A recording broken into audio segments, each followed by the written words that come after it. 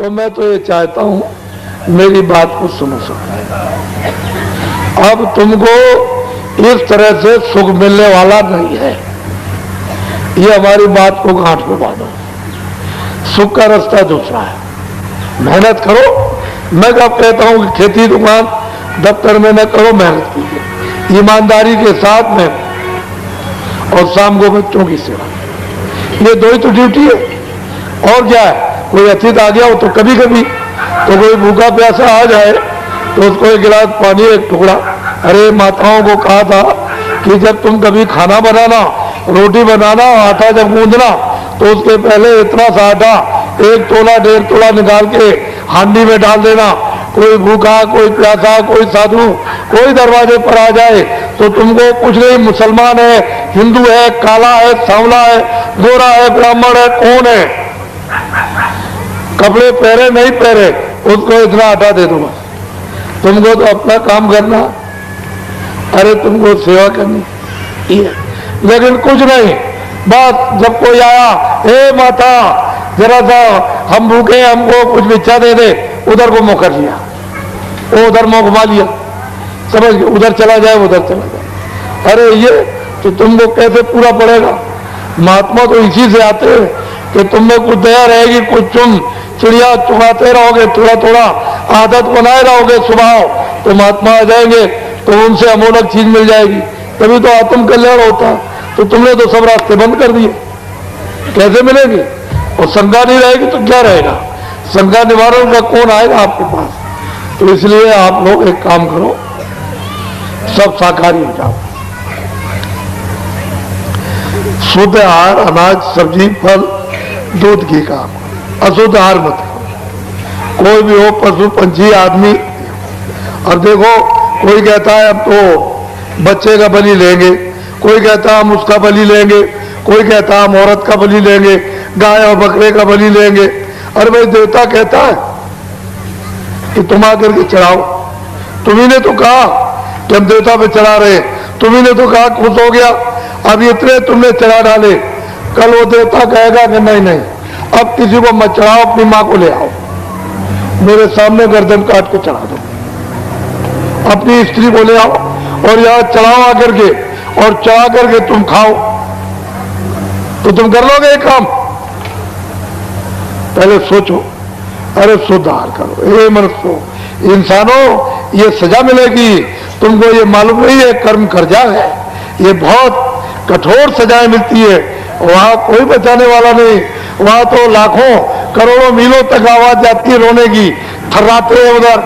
तो महात्माओं ने जो ज्ञान में जो अपनी जीवात्मा को जगा के देखा है, उससे उन्होंने बताया कि अरे भाई ऐसा काम मत करो, नहीं तो वहां बड़े बड़े बादशाह और राजा वहां पीटे जा रहे हैं और उनको निकलने के लिए करोड़ों वर्षों तक मौका नहीं, ऐसा मत करो। तो शाकाहारी हो जाओ। एक बात, शुद्ध आहार करो। अशुद्ध आहार से तो मन बुद्धि चित्त चंचल हो जाएगी, तो न रामायण की पढ़ोगे, न गीता पढ़ोगे, न मंदिर में पूजा करोगे, न गंगा में स्नान करोगे, क्योंकि तुम्हारा मन बुद्धि चित्त तो चंचल और बुद्धि जो है नष्ट हो गई। और बीड़ी तंबाकू तो पी सकते हो, खा भी सकते हो, मैंने तो कभी खाया नहीं, न पिया है, मुझे तो बीड़ी तंबाकू पता नहीं। पर जो बच्चे 20 साल के अभी तक जिन्होंने बीड़ी न तो पिए, न तंबाकू पिए, न खाई, बच्चों आप लोग बीड़ी तंबाकू मत पीना, ये बुरी आदत मत डालना। ऐसा कोई नशा मत करो कि आपकी बुद्धि पागल हो जाए। पागल बुद्धि हो गई, माँ को गाली, बाप को गाली, बहन को गाली, लड़कियों को गाली, बच्चों को गाली, स्त्री को गाली, मार दिया बगल में गाली पोज में, और चले जा रहे हो जोड़ के साथ में, और गड्ढा मिला, झटका लगा और नीचे चले गए तो टांग टूट गई और सिर फट गया, तो रोएगा कौन। अरे रुपया पैसा तुम्हारा खर्चा होगा, तुमने देखा क्या हालत। तो ऐसा कोई नशा न रामायण कहती है, न गीता कहती है, न कुरान, न महात्मा भगीर कहते। और तुम लोग वही काम करते हो जो उनके विरोध में हो, जो उनके खिलाफ। मुसलमान भी वही काम, न मोहम्मद को मानते हैं, न कुरान को, और न हिंदू रामायण को, न गीता को, न वेदों को मानते हैं, उनके विपरीत न वो गंगा जमुना को न देवी देवता को, विपरीत काम करते हैं। तो जो चीजें आपके लिए बताई हैं अब से समझो, नहीं तो ये समय जाने वाला है तो किराए का मकान है। ये समय पूरा होते ही मकान मालिक सटाक से आपसे ले लेगा और बस ये जमीन पर लेट जाएगा। इसको और क्या कर सकते, जला दो, गाड़ दो। फिर इनके पीछे क्या करोगे, मोह ममता में रो लोगे, बस बात खत्म हो जाएगी। कौन था, कहां से आया, कहां चला गया, क्यों मिला, क्यों नहीं। अरे सोचो समझो, सेवा करो, ठीक है, बच्चे की हो, बच्ची हो, घर में पति हो, पत्नी हो, माँ बाप हो, कि हमारा दायित्व है, कर्तव्य है सेवा करने का। हम इनकी सेवा है हमारी से। कोई अतिथि आ गया, उसकी सेवा कर दो, वो आपकी सेवा कर दे, आप उसके यहाँ जाओ, वो उसके यहाँ। और हिंदू मुसलमान और सिख ईसाई छोटे बड़े सब लोग प्यार मोहब्बत से मिलजुल करके रहो, एक दूसरे के काम। सब बाधाएं व्याधाएं सब तकलीफें तुम्हारी धीरे से दूर निकल जाए और एक दूसरे से प्यार मोहब्बत काम आने लगो। तो मेरी झंझट किस बात का, जहां सुमत, घर में सुमत, समाज में सुमत, देश में सुमत, धर्म में कुमत, जहां कुमत तहां संपत नाना, और जहां कुमत घर में कुमत, समाज में कुमत, राज में कुमत और धर्म में कुमत, तो विपत निधाना। आप क्या करोगे।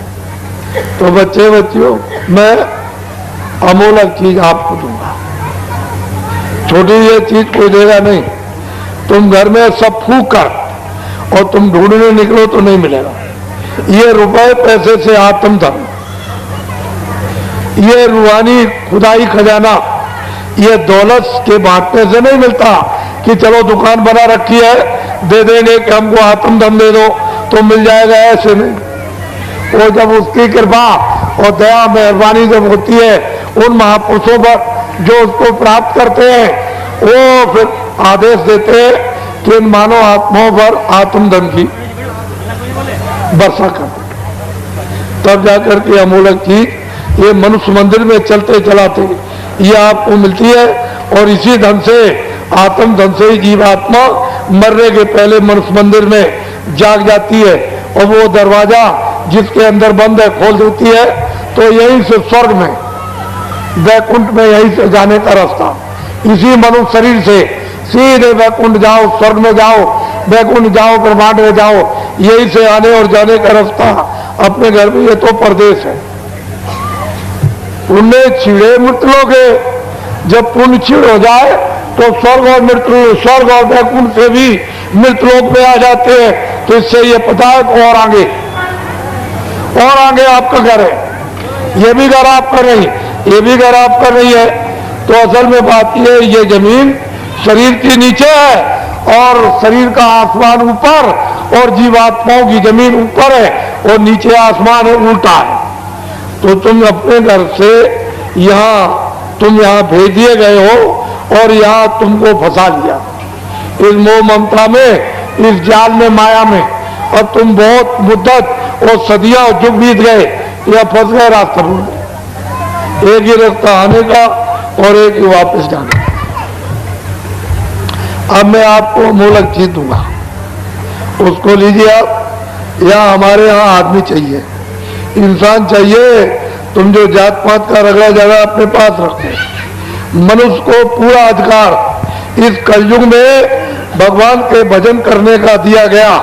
कोई भी अमीर गरीब छोटा बड़ा निर्धन, कोई भी ब्राह्मण क्षत्रिय वैश्य बंगी हरिजन, कोई आदिवासी, जिसको मनुष्य शरीर मिल गया उसको पूरा अधिकार, यानी मनुष्य मंदिर में जीवात्मा को जगाकर भगवान के भजन करने का दे दिया।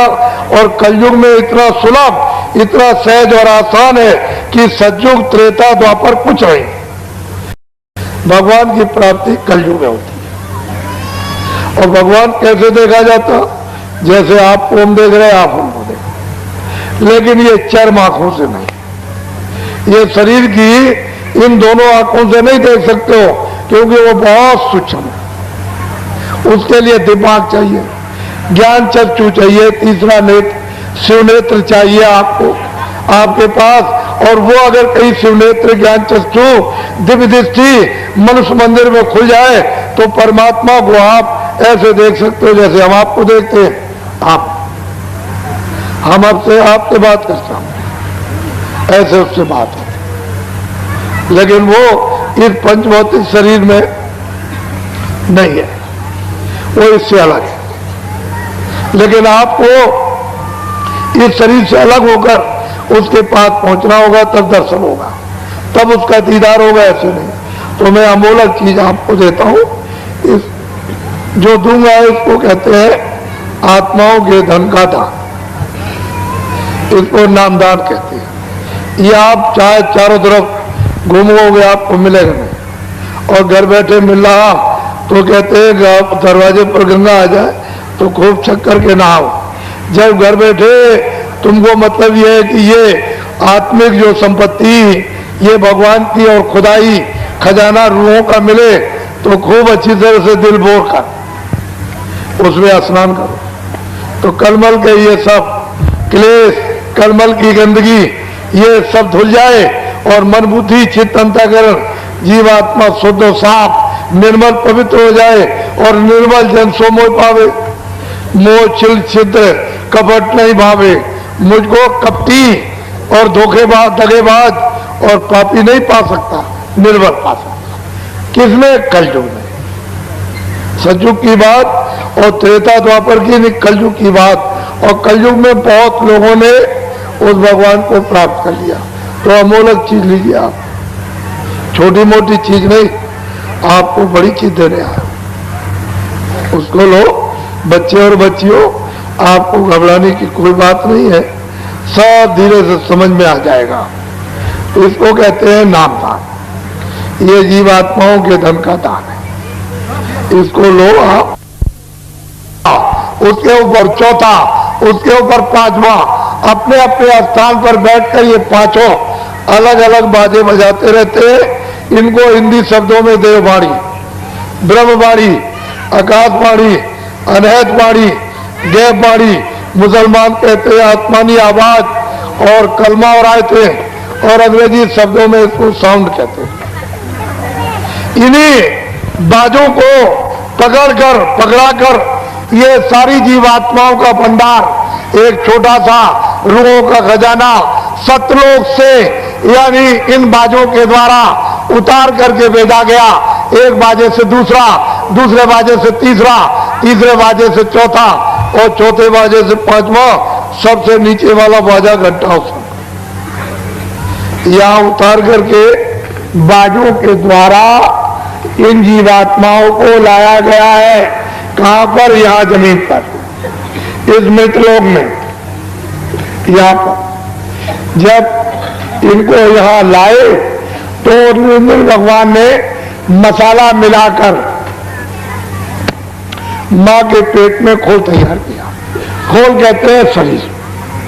जब 5 महीने का तैयार हो गया तो मेरी तरफ देखो, इधर देखो, मां के पेट में दोनों आंखों के बीचों बीच ये दरमियान में जीवात्मा को यहां पर ला करके बैठा दिया। इधर देखिए आप,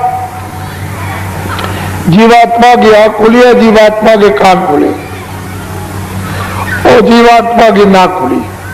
ये मां के घर में ये सब बाजे सुनती है। ये जीवात्मा घंटा भी सुनती, जितने बाजे बज रहे सब सुन रही, और आंख से देखती। जब 9 महीने पूरे हुए और बच्चा घर से बाहर आया तो सतयुग जोगी सब विज्ञानी, सब बच्चे बच्चियां सब विज्ञानी, और करार ध्यान पर बैठा। सारी जीवात्माएं इन बाजों को पकड़ के एक बाजे से दूसरा, दूसरे से तीसरा, तीसरे से चौथा, चौथे से पांचवा, एक पलक में पकड़ के चढ़ गए सतलोक में, और वहां से इन बाजों के द्वारा एक पलक में उतर आए। चढ़ गए, उतर आए, चढ़ गए। दिन में कितने बार जाना, कितने बार आना, कोई पर्दा नहीं, कोई गंदगी नहीं, न पाप की, न पुण्य की, न अच्छे की, न बुरे की, न न्याय की, न न्याय की, न सत्य की, न वेद, न कतेब, न कुरान, न पुराण, कुछ नहीं। 1 लाख वर्ष की आयु थी इनकी, ये जो बैठे सब 1-1 लाख वर्ष की आयु आपको मिली थी। रोज आते थे, रोज आते थे, और उस सत्पुरुष का रोज दर्शन दीदार करना, यानी निरंजन भगवान का ब्रह्म का भी, पारब्रह्म का भी, माँ का, गर्भकोश का भी ये दर्शन करते हुए और सीधे वो सत्पुरुष का दर्शन जो सच्चा, अपना मतलब है कि बादशाह है, जो सच्चा पिता, वहां आना और जाना, आना और जाना। जब लाख वर्ष की आयु पूरी हुई तो ये सब जाने लगे, सब। तो निरंजन भगवान ने सोचा कि मेरी तो मेहनत सब बेकार हो जाएगी, ये सब चले जाएंगे तो बेकार हो जाएगी। तो उन्होंने फौरन अपनी शक्तियां पैदा की और उनको जब जन्म दे दिया तो आदेश दे दिया कि चले जाओ घोर जंगल में तपस्या करो। तो ये लोग चले गए, 20,000 बरस तक तपस्या की। इनका नाम क्या है? ब्रह्मा विष्णु महादेव। जब ब्रह्मा ने समाधि लगाई तो उनको देववाणी सुनाई दी। निरंजन भगवान ने चारों वेद लिखो, बहुत पत्र पर, जो मैं बोलूं सब लिखते जाओ। वो जो कुछ बोलते गए वो सब लिखते चले गए। तो 80,000 कर्मकांड, 16,000 उपासना कांड और 4,000 ज्ञान कांड, 1,00,000 श्लोक है। पूरा विधान बना दिया। जब विधान बन गया तो उन्होंने आदेश दिया कि इन सब मनुष्यों को सुना दो कि पूरा पाप का, पुण्य का, अच्छे का, बुरे का, न्याय का, अन्याय का, लूले का, लंगड़े का, अमीर का, गरीब का, राजा का, रैयत का, 4 खानों का, 84 लक्ष्योनियों का और 9 स्वर्ग का और नरक का सब विधान बन गया। सबको आजादी दी जाती है। जो कोई कर्म अच्छा बुरा पाप पुण्य करेगा सब अपना अपना सबको भोगना है, ये सब लिखा गया। आपको सुना दिया और तिथि तारीख रख दी कि इस तिथि तारीख के बाद जो कोई भी अच्छा बुरा पाप पुण्य करेगा सब अपना अपना भोगना पड़ेगा। बस तिथि तारीख निकल गई, कभी अच्छा कभी बुरा, कभी न्याय कभी अन्याय, कभी सत्य कभी असत्य है। ये आपने जो कर्म, पहले तो कोई बुरा करता ही नहीं था, कितने युग बीत गए, उसके बाद एक बुरा हो गया, फिर कितने युग बीत गए तो 2 बुरे हो गए, फिर कितने मतलब 4 बुरे हो गए, धीरे धीरे धीरे धीरे धीरे धीरे। तो दोनों की गंदगी, अच्छे की भी गंदगी, पाप की भी गंदगी, पुण्य की भी गंदगी, ये सब गंदगी जमा धीरे धीरे अंतर में बहुत बड़ा आकाश उसमें जमा होने लगी। जब धीरे धीरे जमा होते होते आकाश मटमैला होने लगा तो आंख से कम दिखाई देने लगा, कानों से कम सुनाई और नाक से कम यानी सूंघने को मिलने लगा। तो धीरे धीरे कोई ज्यादा आपसे बुरे काम बन गए होंगे तो जैसे बादल काले आते हैं चट्टान लगा करके सामने खड़े हो गए, ऐसे ही काली चट्टान यानी काले पर्दों की सामने जमा हो गई। तो आंख बंद हो गई, कान और नाक, तो जीवात्मा एकदम अंधकार में गिर गई। तो आपका आधार छूट गया, नाम छूट गया, सब छूट गया, बाजे छूट गए, देववाणी छूट गई, आसमानी आवाज छूट गई, कलमा छूट गया, अंधकार में गिर गए। बस अब आप रास्ता जंगल में यानी भटक गए। तो अब अच्छा करो, पाप करो, पुण्य करो, बस यही पर फिर मतलब है 4 खानों में 84 रचियोनियों में फिर कभी मनुष्य शरीर मिला तो फिर पाप किया, पुण्य किया, फिर इसमें फिर 4 खानों में चले। जब से जीवात्मा आई अभी तक आपने वापस नहीं अपने घर में नहीं ले जा सके। यही बस बराबर यहीं पर पाप पुण्य 4 खानों में 84 रचियोनी, नरकों में फिर कितने युगों के बाद मनुष्य शरीर मिले, फिर इसी में आप पाप पुण्य में फंस गए। ये जीवात्मा अभी तक नहीं वापस गई।